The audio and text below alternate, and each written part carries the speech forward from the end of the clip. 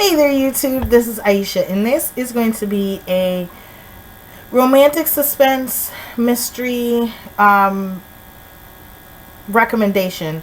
Now if you like SVU, NCIS, Law and Order, these are kind of the books and White Collar. These are some of the books that I would recommend. Now these are books that I've read, these are authors that I absolutely love, so I'm recommending them because I've read them and I know they're good.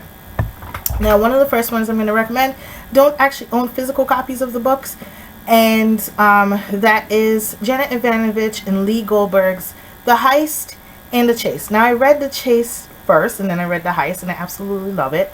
That features like a white collar character who is a thief and an FBI agent, and it's not romantic suspense, but it's definitely suspenseful, and there are some really good things that happen in there. Now each one is a different case, and like The Chase featured a different case than The Heist, but it still included the same characters, so you're gonna have a lot of fun reading those. You know, that had a lot of FBI procedurals and stuff like that. So if you love like Bones, you of course would read Kathy Reich's books. Another one, if you're big into police procedurals, would be J.D. Robb, and this one is Born in Death, and I have her entire collection, but I didn't think pulling all of them out would be worth it. And then this is Origin in Death, and these are really good books for police procedurals. These are futuristic police officers, and it features Eve, who is a NYPD detective. She's a boss. Boss. And this happens in 2050s, so about 50 or 60 years from now, after a fictional war has happened called Urbans, which is basically when the 99% rise up and kicks the ass of the 1%. And it shatters, it's a global thing, and it shatters a lot of governments, and it brings down a lot of cultures, and in the process a lot of bad shit happens. Now this happens after the Urbans have ended and the world has managed to rebuild itself, and Eve has become a boss. She's a young woman who was abandoned in Dallas, so the cops who found her named her Eve in Dallas because she was found in Dallas. And she grows up, becomes a cop, becomes a boss of, which is basically like the captain, and she has her own unit and police officers she works with, and her husband Rourke. And I just love the dynamic of Eve and Rourke, and love her growth as a character. I fight with these books, I scream at these books, I love the hell out of these books. Some books are about the character growth, so some books will feature more of Eve and her growth as a character, and some books will be just straight case. And what I mean is they'll always deal with a case, but sometimes the case will reflect so badly in Eve's life that she has no other option but to grow. And I love when that happens because I sometimes scream at her. What I didn't realize until last year, and I only have 3 books left that I have to read to be completely caught up on this series. This is a perpetual read for me because she comes out with 2 to 3 a year. And I always buy them. I own all of them.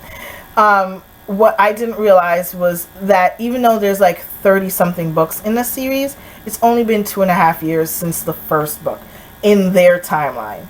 So it's like 3 years in their timeline, and we have like almost 40 books. Hilarious. Another one that I'm going to recommend is Dinah McCall, and this one is Jackson Rule, and this one is my absolute favorite by her, and this is Tall Chief. And Tall Chief is a book that I didn't remember the name, I didn't remember the author, I just remembered the cover and I remembered the scenario, and I went Googling and I hunted for this book. It took me 2 years to find it. I read this in high school and I absolutely loved it. I read it again after I found it, and I read it about once a year. And basically this character, Tall Chief, he falls in love with the girl next door, and one day he's coming home to ask her to marry him their senior year, and he's a block down her home, and her home blows up and she dies, and it devastates him. Amazing story. I absolutely love it. Now, some of these are all going to contain somewhat of a relationship in them. Then there's, of course, Legend, then Bloodlines, The Survivors, and Dreamcatcher. And then the last one I have is Touchstone. The next one I have is Christina Sky, and this one is Codename Nanny. Then there's Codename Princess, and then there's Going Overboard. And these two are twins, and this one is kind of in their world, and it deals with police officers / FBI ladies and their assignments and the shenanigans that happen when they go on their assignments. The nanny one, she goes undercover as a nanny to protect a asset, and the asset was a witness. It's a young girl who was a witness to a major crime, and they need her. So to protect her, she goes undercover as a nanny. And Codename Princess, she is an FBI agent who goes undercover as a sort of like that Sandra Bullock movie where she was an FBI agent but went undercover as a beauty queen, sort of like that. And Going Overboard is kind of a more of a romantic suspense than anything else. It's a cruise ship, and some stuff starts to happen, and they're investigating, and two main characters fall in love. So these are another one. The best for last. I saved my two favorite authors. I'm trying to figure out a way to quit the glare. My two favorite authors for romantic suspense, or three, is Heather Graham, Julie Garwood, and Linda Howard.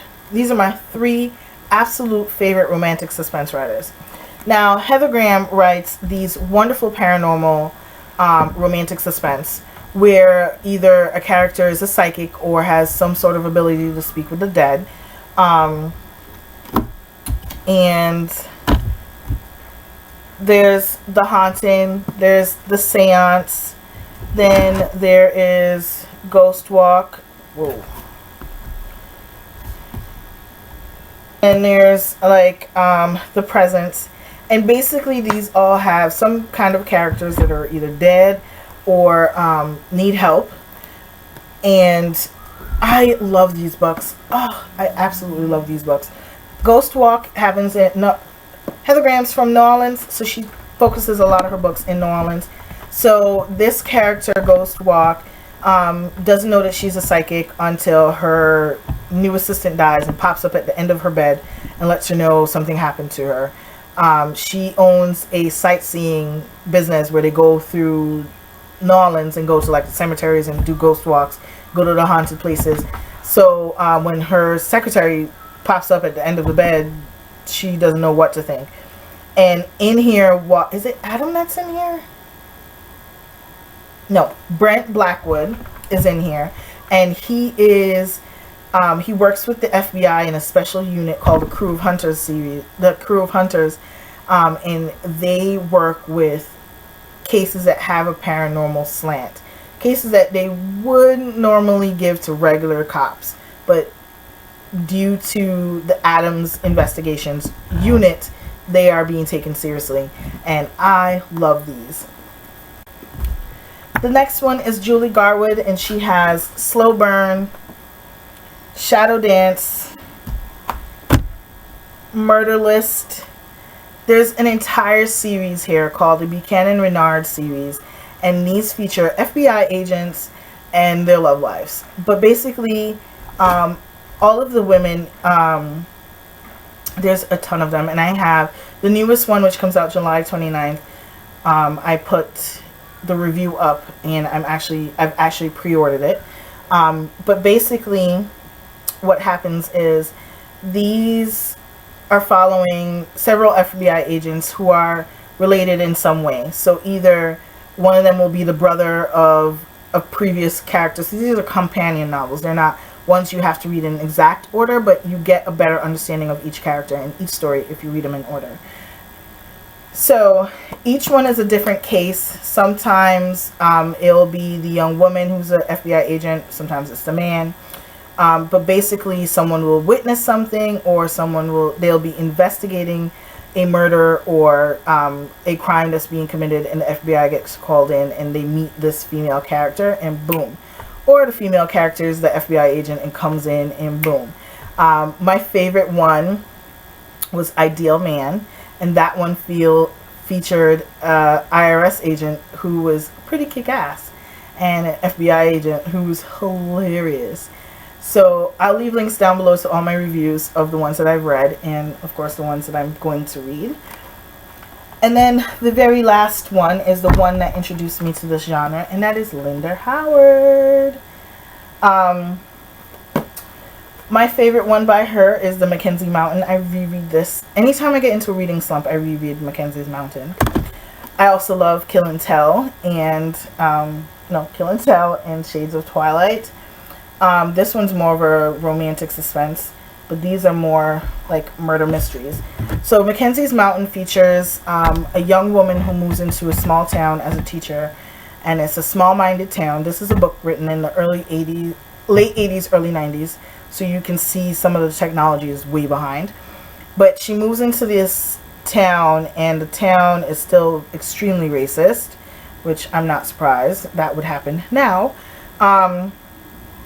She moves into this town, and they are still extremely racist, and even though this man has been acquitted of the crime, when a bunch of crimes that happened, like the way he was arrested for 20 years ago, they start to blame him, even though he'd been acquitted for the first one, and even though the person who did it was arrested, and even though the person who did it confessed, but they blame him because he was not white.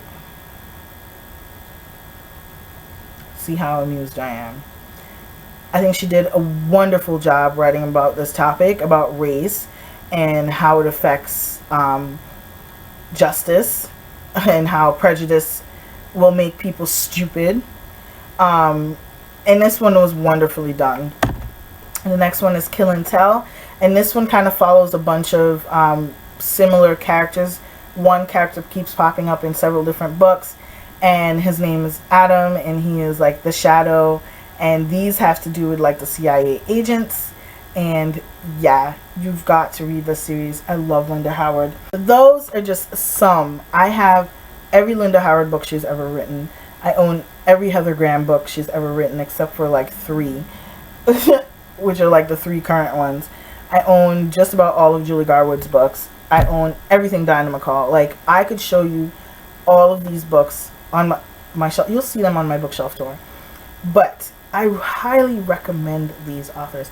Another big author, and I only own her books in ebook form, is Maggie Shane. I used to own all of them, and will not discuss the travesty of Hurricane Irene and what she did to my basement and to my books.